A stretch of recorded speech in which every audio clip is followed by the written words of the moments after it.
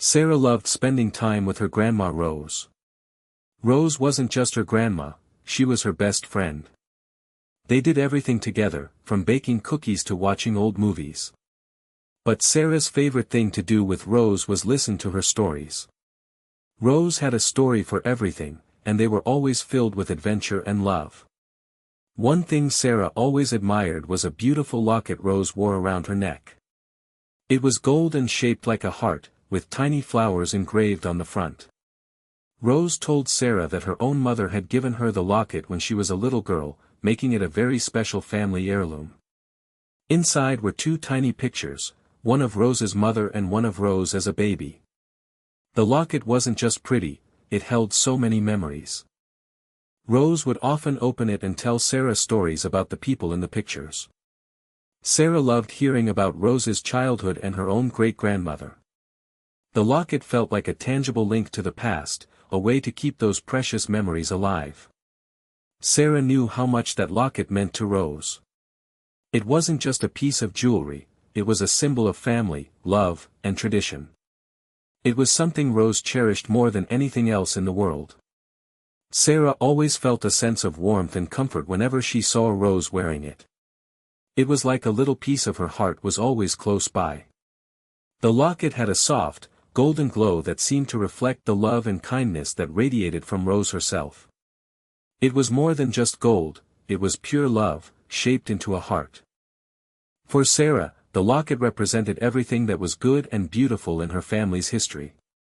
She hoped that one day, Rose would pass it down to her so she could continue to cherish it and share its stories with her own children. Then, one terrible day, everything changed. Rose's house was broken into. Sarah remembered the day vividly. Rose had called her, her voice trembling. "Sarah, darling," she'd cried, "someone broke into my house." Sarah rushed over to Rose's house, her heart pounding with worry. The scene was awful. Drawers were pulled open, things were scattered everywhere, and a window was broken in the back. But the worst part was that Rose's locket was gone. Sarah watched as Rose searched frantically for the locket, her hands shaking. She looked under the sofa cushions, behind the curtains, and in every jewelry box she owned. But it was nowhere to be found. The realization that it was gone hit them both like a punch to the gut. Rose sank into her favorite armchair, tears streaming down her face. Sarah knelt beside her, wrapping her arms around her. "It's okay, Grandma," she whispered, even though she knew it wasn't. "We'll find it." But deep down, Sarah knew that the locket was probably gone for good. It was a terrible thought. Not just because it was a valuable piece of jewelry, but because of what it represented. It felt like a piece of Rose's heart had been stolen along with it. The police came and took a report, but they didn't seem very hopeful. They said burglaries were common in the area, and most stolen items were never recovered. Rose tried to remain optimistic, but Sarah could see the sadness in her eyes. In the days and weeks that followed, Rose was never quite the same. She seemed to have lost a spark, a little bit of her joy. She still told stories, but they weren't quite as lively as before. The locket's absence cast a shadow over everything. Sarah did her best to cheer her up, but she knew that nothing could truly replace what had been lost. The empty space where the locket used to hang around Rose's neck was a constant reminder of the violation and the deep sentimental loss they both felt. A year passed, and the hope of ever seeing the locket again dwindled. One afternoon, almost a year to the day of the burglary, Sarah was idly browsing an online marketplace. She often looked at vintage jewelry, remembering Rose's beautiful collection. She wasn't really looking for anything specific, just enjoying the pretty things. She was drinking a cup of tea and half watching a home improvement show on TV, just relaxing after a long day at work. Suddenly, something caught her eye. A glint of gold on a small thumbnail image. She clicked on it. Her breath hitched. It was a heart-shaped locket. It looked incredibly similar to Rose's. The same soft gold, the same delicate floral engravings. Sarah's heart started to race. Could it be? It seemed impossible, a crazy coincidence. But something deep inside her whispered, take a closer look. The listing title was vague, Vintage Gold Heart Locket. The description was even more generic, just a few words about its age and material. The seller had a strange username and no other items for sale. Sarah clicked on the image to enlarge it. She squinted, trying to make out details. The picture wasn't very clear, but she could see the faint outline of the flowers. They looked just like the ones on Rose's locket. A wave of disbelief washed over her. It couldn't be, could it? After all this time, could she have actually found it? It felt like a dream. Or maybe a cruel trick of the light. But the more she looked, the more convinced she became. There was something undeniably familiar about that locket. It had a certain worn quality, a unique patina that suggested it was well-loved and very old. And then there were those flowers. Sarah zoomed in as much as she could, her fingers trembling slightly as she controlled the mouse. She just couldn't shake the feeling that this was it.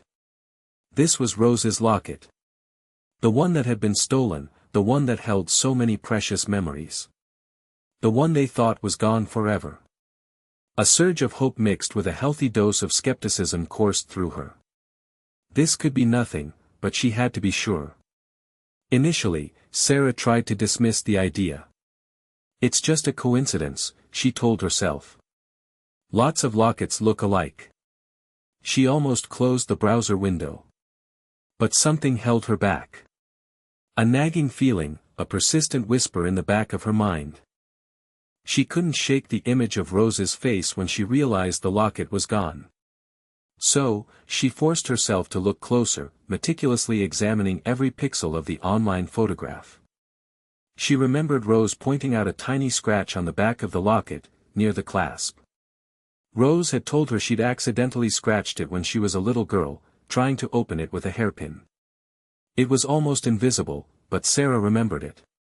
She zoomed in on the back of the locket in the picture, her eyes straining. And then she saw it. A faint, almost imperceptible line. It was the scratch. Her heart leaped into her throat. It was Rose's locket. She was almost certain. But there was one more thing she needed to check. Inside the locket were the two tiny photos, Rose's mother and Rose as a baby. The listing didn't show the inside of the locket. But Sarah remembered something else. One of the tiny hinges on the locket was slightly bent. Rose had tried to fix it herself, but it never quite closed properly. It was a small, almost unnoticeable defect, but Sarah remembered it clearly. She looked at the picture of the side of the locket. And there it was. The slightly bent hinge. It was definitely Rose's locket. There was no doubt in her mind. A wave of relief washed over her, so powerful it almost made her weak. She had found it. After all this time, she had actually found it. But the relief was quickly followed by a surge of anger. Someone had stolen this precious heirloom from her grandmother, and now they were trying to sell it online. She had to do something. She couldn't let them get away with it. Sarah knew she had to act fast. The seller could take down the listing at any moment, or someone else could buy the locket. Her mind raced, trying to figure out the best course of action. First, she took screenshots of everything. The listing title, the description, the seller's username, and, most importantly, multiple close-up shots of the locket. She zoomed in on the scratch and the bent hinge, making sure to capture every detail. She even took a short video of her scrolling through the listing, just in case the seller deleted it later. Then, she closed the browser window and took a deep breath.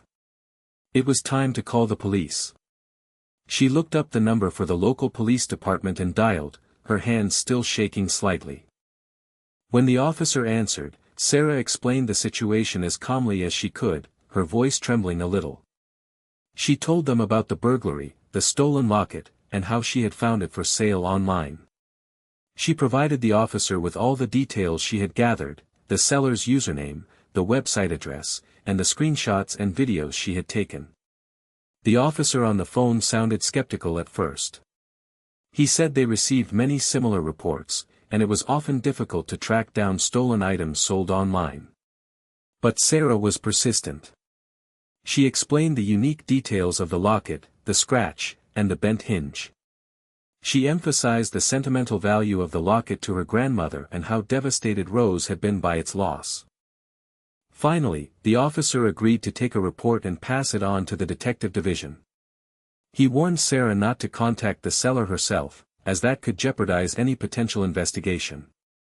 He promised to get back to her as soon as possible. Sarah hung up the phone, feeling a mixture of relief and anxiety. She had done everything she could for now. All she could do was wait and hope that the police would take her seriously and be able to recover Rose's locket. She knew it wouldn't be easy, but she had to try. For Rose. The next morning, Detective Miller reviewed the report. He'd seen countless cases of stolen property, many of which went unsolved. Often, it was a matter of prioritizing more serious crimes. But something about this case caught his attention. Perhaps it was the detailed description Sarah had provided, or the clear photographs of the locket. Or maybe it was the officer's note about the grandmother's distress. Whatever the reason, Detective Miller decided to take a closer look. He examined the screenshots Sarah had sent. The locket did indeed look old and valuable. And the details she had pointed out, the scratch and the bent hinge, were clearly visible in the photos. He could tell this wasn't just some random piece of jewelry, it had sentimental value. Detective Miller knew that these kinds of cases could be tricky. Online sellers often used fake names and addresses, making them difficult to track down. But he also knew that sometimes, even the smallest clue could lead to a breakthrough. He started by contacting the online marketplace where the locket was listed. He requested information about the seller, including their IP address and any other identifying details. He explained that he was investigating a possible theft and that the locket might be stolen property. The marketplace was initially hesitant to release the information, citing privacy concerns. But Detective Miller persisted, explaining the urgency of the situation and the potential for recovering a stolen heirloom. Finally, they agreed to cooperate. Within a few hours, Detective Miller had the seller's IP address. It was a start. He ran the IP address through a tracing program, hoping to pinpoint the seller's location. The results came back with a general area, a neighborhood about 20 miles from Rose's house. It wasn't a precise location, but it was enough to narrow down the search. Detective Miller knew that finding the seller wouldn't be easy, but he was determined to try. He recognized the importance of this locket, not just as a piece of evidence, but as a symbol of hope for Rose and Sarah. He felt a responsibility to do everything he could to bring it back to them. Detective Miller delved deeper into the seller's online profile. The name listed was John Smith, a common alias often used to conceal identity. The profile had been created just a few weeks prior, with no other activity or information. It was clearly a fake account. However, the IP address was proving more useful. While it only provided a general location, it was enough to narrow down the search to a specific neighborhood. The neighborhood was a mix of older homes and newer apartment complexes, making it difficult to pinpoint a specific address. Detective Miller spent the afternoon driving through the neighborhood, looking for anything that might connect to the online listing. He checked local pawn shops and jewelry stores, showing them the picture of the locket and asking if they had seen it. No one recognized it. He also spoke to some of the residents, asking if they knew anyone who might be selling vintage jewelry online. Most people were polite but unhelpful. They hadn't seen anything suspicious. As the sun began to set, Detective Miller was starting to feel discouraged. He had spent hours searching, but he was no closer to finding the seller. He knew that time was running out. The longer the locket remained online, the greater the chance that it would be sold to someone else. He decided to try one last thing. He drove to a local internet cafe, hoping to access the online marketplace from a different IP address. He created a fake account and sent a message to the seller, John Smith, expressing interest in buying the locket. He asked if he could see it in person before making a purchase. To his surprise, John Smith responded almost immediately. He said he was willing to meet, but only in a public place. He suggested a coffee shop on the edge of the neighborhood. Detective Miller knew this was his chance. He had to act quickly and carefully. He arranged the meeting for the following morning, knowing that he would need to coordinate with his team to set up a sting operation. He was one step closer to finding the person who had stolen Rose's locket. The next morning, Detective Miller and his team meticulously planned the sting operation. The coffee shop was located on a busy corner, with large windows offering a clear view of the street. Detective Miller positioned 2 officers inside, posing as regular customers, sipping coffee and reading newspapers. They had a clear view of the entrance and the tables. Outside, 2 more officers were stationed in unmarked cars, parked strategically to block any potential escape routes. Detective Miller himself would be posing as the potential buyer, communicating with the seller via text message. He wore a hidden camera, disguised as a button on his shirt, to record the meeting. He arrived at the coffee shop a few minutes early, choosing a table near the window where he could easily see anyone approaching. He ordered a coffee and waited, his heart pounding with anticipation. He texted John Smith, letting him know he had arrived. A few minutes later, a man walked into the coffee shop. He was wearing a baseball cap and sunglasses, trying to conceal his identity. He scanned the room, his eyes darting nervously. Detective Miller recognized him from the online profile picture, although the picture was blurry and indistinct. The man approached Detective Miller's table. "Are you the buyer?" he asked, his voice low and hesitant. Detective Miller nodded. "John Smith?" The man nodded back, pulling a small velvet pouch from his pocket. He opened the pouch and carefully the locket. It was Rose's locket. Detective Miller could see the scratch on the back and the bent hinge. There was no doubt in his mind. He reached out to take the locket, examining it closely. "It's beautiful," he said, stalling for time. He gave the signal to the officers inside, subtly tapping his coffee cup twice. The officers immediately sprang into action. They approached the table from both sides, their guns drawn. "Police! Don't move," one of them shouted. The man froze, his eyes wide with panic. He didn't try to run. He knew he was caught. The previous response contained a mixed language word, so it was regenerated. Star. The arrest was swift and uneventful. The man, no longer John Smith, offered no resistance as the officers handcuffed him. He seemed resigned, as if he had been expecting this moment. The other patrons in the coffee shop stared in shock as the police led him away. Back at the police station, the man was formally identified as Mark Johnson. He was in his late 20s, with a thin build and nervous eyes. He had a previous record for petty theft, but nothing serious. Detective Miller questioned Mark about the locket. At first, Mark denied knowing anything about it, claiming he had found it on the street. But Detective Miller pressed him, showing him the evidence they had gathered, including the screenshots of the online listing and the video recording of the meeting at the coffee shop. Faced with the overwhelming evidence, Mark finally confessed. He admitted to stealing the locket from Rose's house, along with other items. He said he had been struggling with financial problems and had turned to burglary to make ends meet. He claimed he hadn't known the locket was so valuable, either financially or sentimentally. Detective Miller didn't believe him. He suspected Mark was involved in something much bigger than just a few isolated burglaries. He decided to apply for a warrant to search Mark's apartment.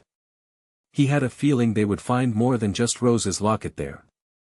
He also contacted Sarah to let her know that they had made an arrest and recovered the locket. Sarah was overjoyed. She couldn't wait to tell Rose the good news. It was the best phone call she had made in a long time. As Detective Miller prepared the search warrant, he couldn't help but feel a sense of satisfaction. He had taken a chance on a seemingly minor case, and it had paid off. He had a feeling this was just the beginning. He suspected that Mark Johnson was connected to a much larger network of thieves, and he was determined to uncover the truth. He just needed to find the evidence. The search of Mark Johnson's apartment revealed far more than Detective Miller had anticipated. The small, one-bedroom apartment was crammed with boxes and bags, overflowing with stolen goods. It was a veritable treasure trove of stolen heirlooms. There were stacks of jewelry boxes, filled with necklaces, bracelets, rings, and earrings. Silverware sets, carefully wrapped in cloth, were piled on shelves. Antique clocks, porcelain dolls, and other valuable collectibles were scattered throughout the apartment. It was clear that Mark had been involved in a large-scale burglary operation. Detective Miller and his team spent hours cataloging the stolen items, carefully documenting each piece. They found photographs, letters, and other personal items that had been taken from the victims' homes. It was a heartbreaking reminder of the emotional toll that these burglaries had taken on the community.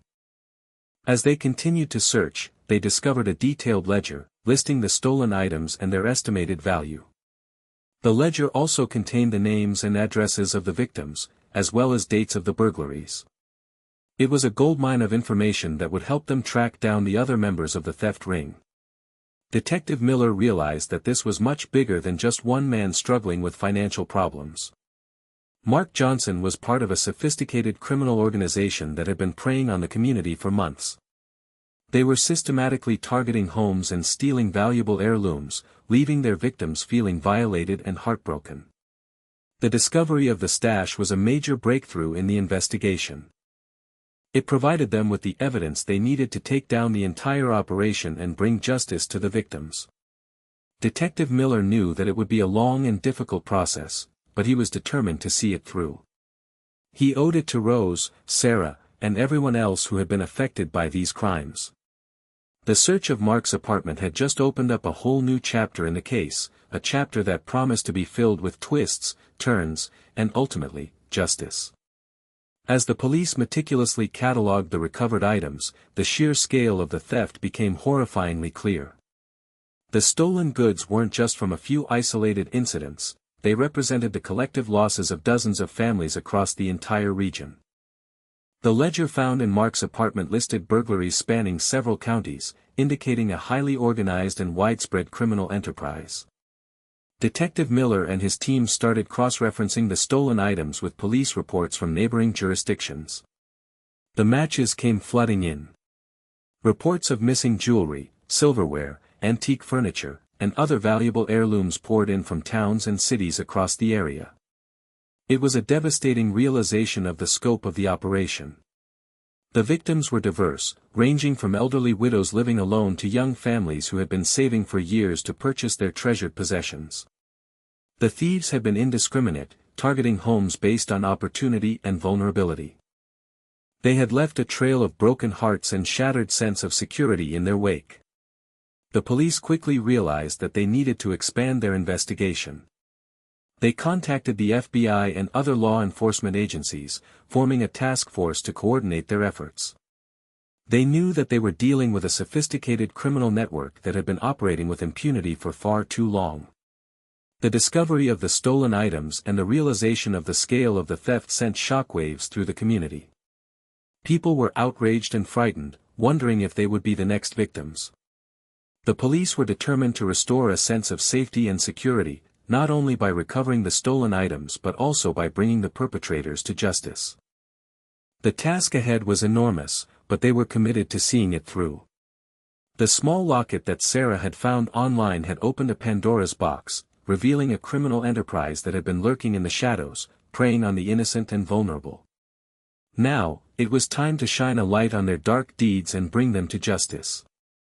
The task force faced a monumental challenge, identifying the rightful owners of the thousands of recovered items. They transformed a large warehouse into a temporary evidence processing center. Tables were set up, and each item was carefully photographed, tagged, and entered into a comprehensive database. Using the ledger found in Mark's apartment, along with police reports from across the region, they began the painstaking process of matching the stolen items to their owners. It was a slow and tedious process, but they were determined to reunite as many victims as possible with their belongings. They created a website where victims could view photographs of the recovered items and submit claims. They also held community events, inviting people to come and view the items in person. The response was overwhelming. People lined up for hours, hoping to find something that had been stolen from them. As victims began to identify their belongings, emotions ran high.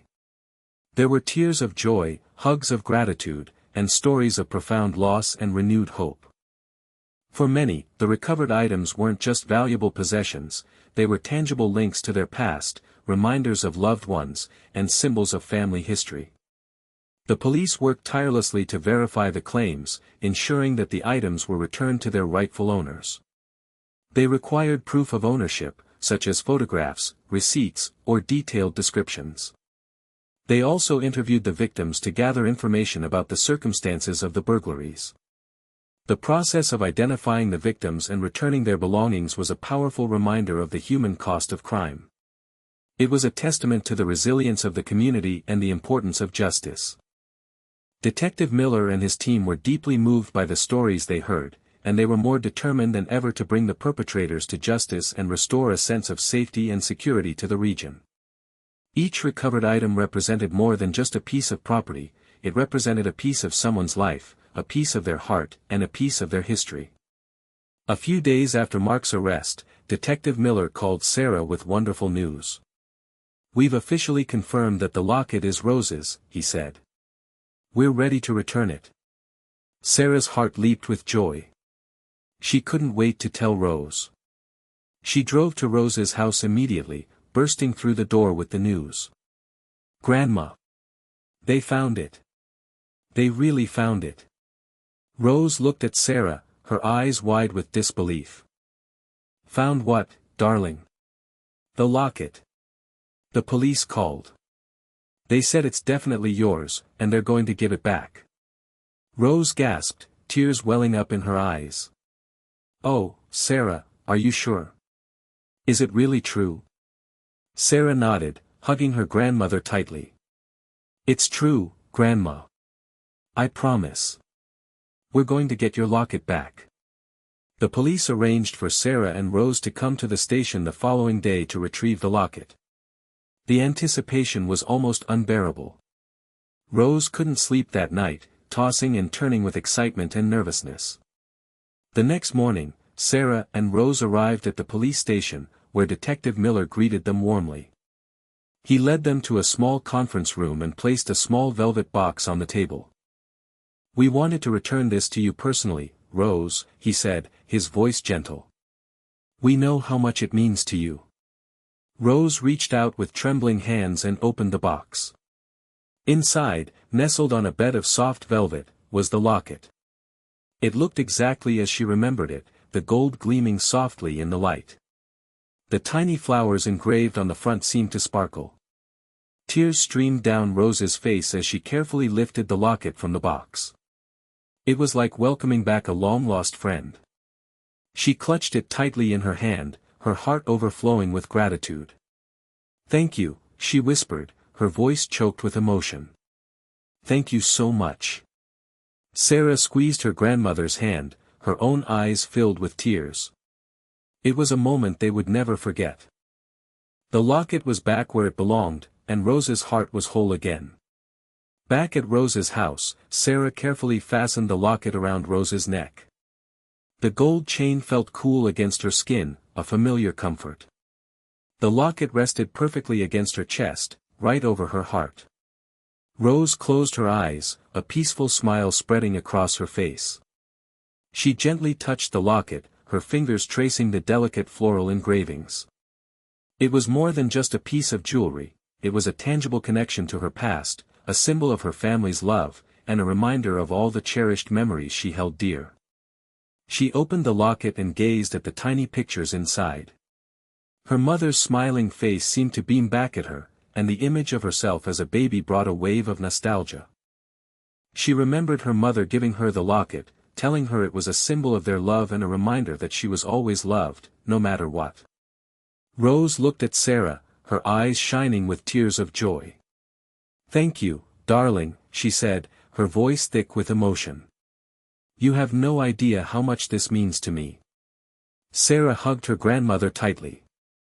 "I know, Grandma," she said. "I know." Rose spent the rest of the afternoon telling Sarah stories about the locket and the people in the pictures. She recounted tales of her childhood, her mother's love, and the importance of family. Sarah listened intently, cherishing every word. The locket had brought back a flood of memories, and Rose was eager to share them with her granddaughter. As the sun began to set, casting a warm golden glow over the room, Rose took Sarah's hand and squeezed it tightly. "This locket has been through a lot," she said. "It was lost, but now it's found. It's a reminder that even in the darkest of times, there is always hope. And it's a reminder that the love of family is the most precious thing of all." The locket, once a symbol of loss and heartache, had now become a symbol of resilience, hope, and the enduring power of family love. It was a treasure that Rose would cherish even more deeply, knowing the long and winding journey it had taken to return home. The emotional reunion was complete, filling their hearts with joy and gratitude. As the investigation continued, Detective Miller and his team delved into Mark Johnson's background, hoping to understand his motives and the circumstances that had led him down a path of crime. They discovered a troubled past marked by financial hardship and personal struggles. Mark had grown up in a low-income family, struggling to make ends meet. His father had abandoned them when he was young, leaving his mother to raise him and his siblings on her own. He had always felt a sense of responsibility to help his family, but he lacked the skills and opportunities to do so legitimately. He had dropped out of high school, unable to focus on his studies due to the pressures at home. He bounced from job to job, never finding anything that paid enough to support himself, let alone his family. He felt trapped in a cycle of poverty and desperation. About a year before the burglaries began, Mark had fallen in with a bad crowd. He started using drugs and quickly became addicted. His addiction spiraled out of control, consuming his life and draining his finances. He needed money to feed his habit, and he was willing to do whatever it took to get it. Initially, he had started with petty theft, stealing small items from stores and selling them for cash. But that wasn't enough to support his addiction. He needed more money, and he needed it fast. That's when he turned to burglary. He had started small, targeting homes that appeared unoccupied and stealing whatever he could find of value. He justified his actions by telling himself that he was just borrowing the items, that he would pay the owners back someday. But deep down, he knew that he was wrong. As he became more involved in the burglary operation, he became increasingly isolated and desensitized. He lost sight of the human cost of his actions, focusing only on the money he was making. He convinced himself that he was a victim of circumstance, that he had no other choice. But the truth was, he had made a series of bad decisions that had led him down a dangerous path. His addiction, his financial struggles, and his lack of opportunities had all contributed to his downfall. But ultimately, he was responsible for his own actions. The burglaries had a profound and lasting impact on the community. Beyond the financial losses, the victims experienced a deep sense of violation and loss. Their homes, once sanctuaries of safety and comfort, had been invaded, leaving them feeling vulnerable and insecure. Many of the victims were elderly, living alone and relying on their neighbors for support. The burglaries shattered their sense of trust and left them feeling isolated and afraid. They were afraid to leave their homes, afraid to answer the door, afraid to even sleep at night. The younger families were also deeply affected. They worried about the safety of their children and the long-term impact of the burglaries on their emotional well-being.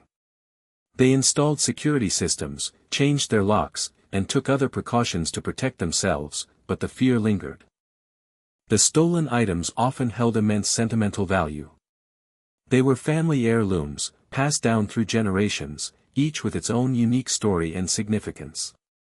They were reminders of loved ones who had passed away, symbols of important milestones, and tangible connections to the past. Losing these items was like losing a part of themselves. The community rallied together to support the victims. Neighbors organized neighborhood watch programs, shared information, and offered emotional support. Churches and community organizations held fundraisers to help the victims replace their stolen items and repair the damage to their homes. The burglaries served as a wake-up call, reminding people of the importance of community and the need to look out for one another. They also highlighted the importance of crime prevention and the need for increased security measures. As the police continued their investigation and began to recover the stolen items, a sense of hope began to emerge. The community started to heal, slowly but surely.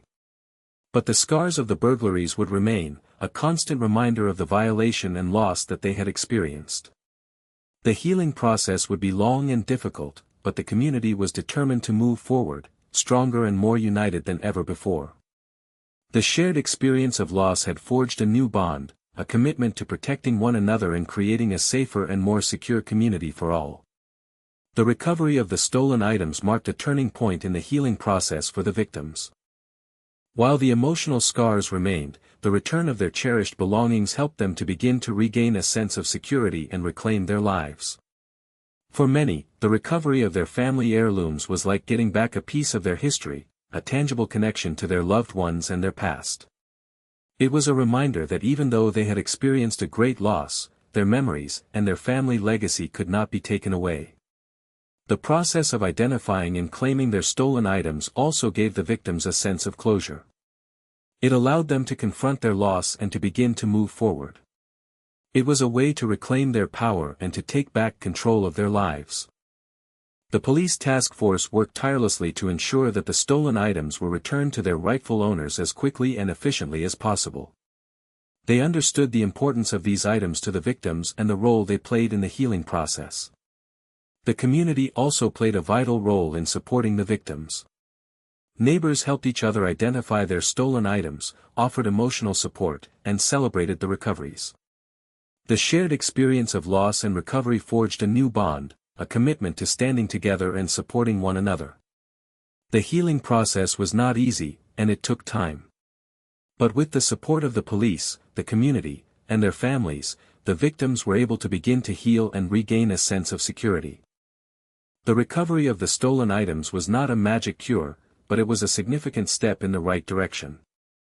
It was a reminder that even in the face of adversity, there is always hope, and that the human spirit is capable of resilience and recovery. The process showed that while things could be stolen, the memories and bonds that those items represented could never truly be taken away. The recoveries helped to rebuild not just houses, but also hearts. Throughout the entire ordeal, Sarah emerged as a true hero. Her quick thinking, unwavering determination, and deep love for her grandmother played a pivotal role in not only recovering Rose's locket but also in uncovering a much larger criminal enterprise and bringing the thief to justice. It was Sarah's sharp eye and persistent spirit that led her to spot the locket online in the first place. When she could have easily dismissed it as a coincidence, she trusted her instincts and took a closer look. Her meticulous attention to detail allowed her to identify the unique markings that confirmed it was indeed Rose's stolen heirloom.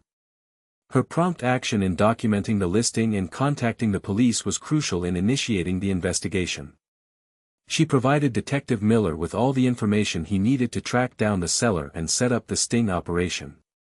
Even when the police seemed skeptical, Sarah remained persistent, emphasizing the sentimental value of the locket and the emotional toll that the burglary had taken on her grandmother. Her unwavering determination convinced them to take the case seriously and to pursue it with the diligence it deserved. Without Sarah's actions, Rose's locket would likely have been lost forever, and the larger burglary operation might have continued to victimize countless other families. It was her love for her grandmother and her commitment to justice that spurred her to action and made her a catalyst for change.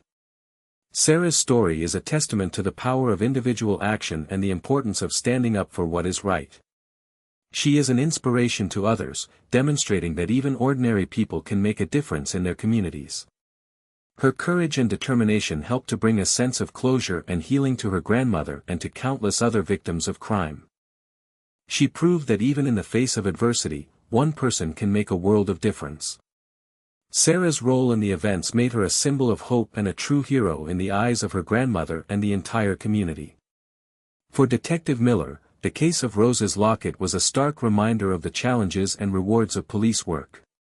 He knew that property crimes, like burglaries, often took a backseat to more violent offenses. Resources were limited, and it was sometimes difficult to justify spending valuable time and manpower on cases that didn't involve physical harm. He also understood the frustration and sense of violation that the victims of property crimes experienced. Their homes, their personal spaces, had been invaded, and their sense of security had been shattered. The stolen items, while often not of great monetary value, held immense sentimental significance.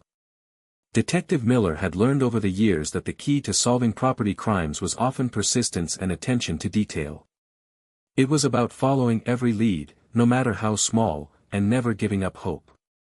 It was also about building relationships with the community and earning their trust. He had initially been skeptical of Sarah's report, knowing how difficult it was to track down stolen items sold online. But something about her story had resonated with him, her determination and her genuine concern for her grandmother. He had decided to take a chance, and it had paid off in a big way.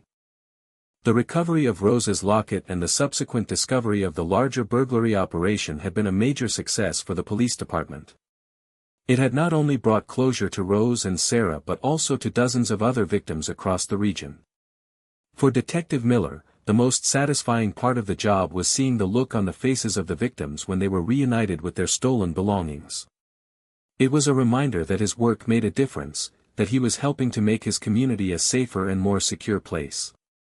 He also understood the importance of prosecuting the perpetrators of these crimes, sending a message that such behavior would not be tolerated.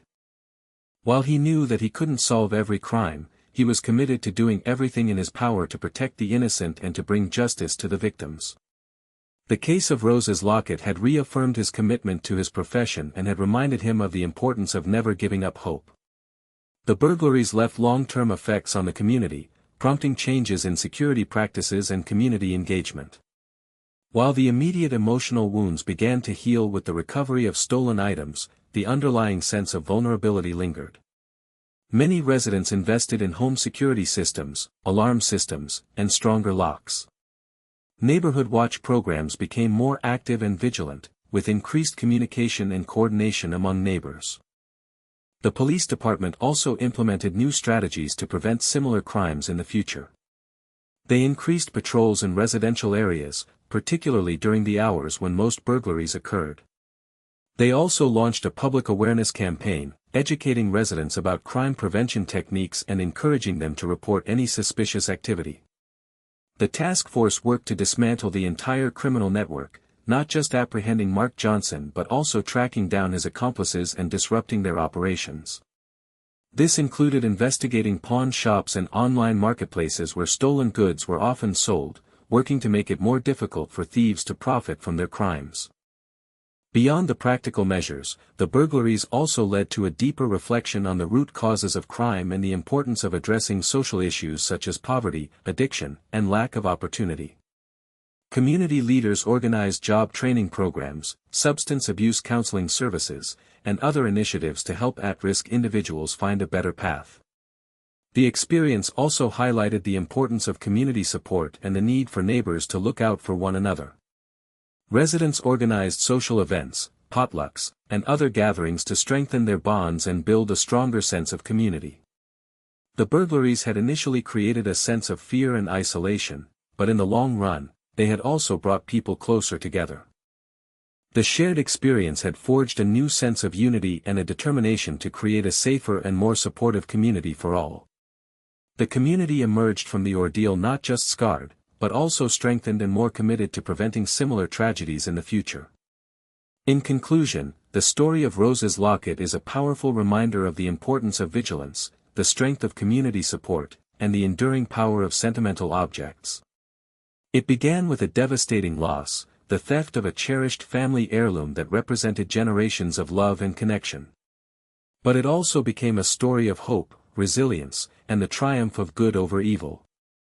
Sarah's quick thinking and unwavering determination set in motion a chain of events that not only led to the recovery of Rose's locket but also uncovered a large-scale burglary operation that had been plaguing the community for months. Her actions serve as an inspiration, demonstrating that even ordinary people can make a difference when they stand up for what is right. Detective Miller's dedication and persistence, despite the challenges of investigating property crimes, highlight the importance of law enforcement in protecting communities and bringing criminals to justice. His commitment to following every lead and to treating every victim with compassion made a significant impact on the lives of those affected by the burglaries. The community's response to the crimes, characterized by increased vigilance, mutual support, and a determination to create a safer environment, demonstrates the power of collective action. The shared experience of loss and recovery forged a new sense of unity and a commitment to looking out for one another. And finally, the story of Rose's locket underscores the enduring power of sentimental objects. These objects are more than just possessions, they are tangible links to our past, reminders of our loved ones, and symbols of our family history. They represent the values and traditions that we hold dear, and they play a vital role in shaping our identities. The recovery of Rose's locket was not just about getting back a piece of jewelry, it was about restoring a piece of her heart, a piece of her history, and a piece of her soul. The story serves as a reminder that even in the face of loss and adversity, the bonds of family and community, and the enduring power of love and memory, can help us to heal and to move forward.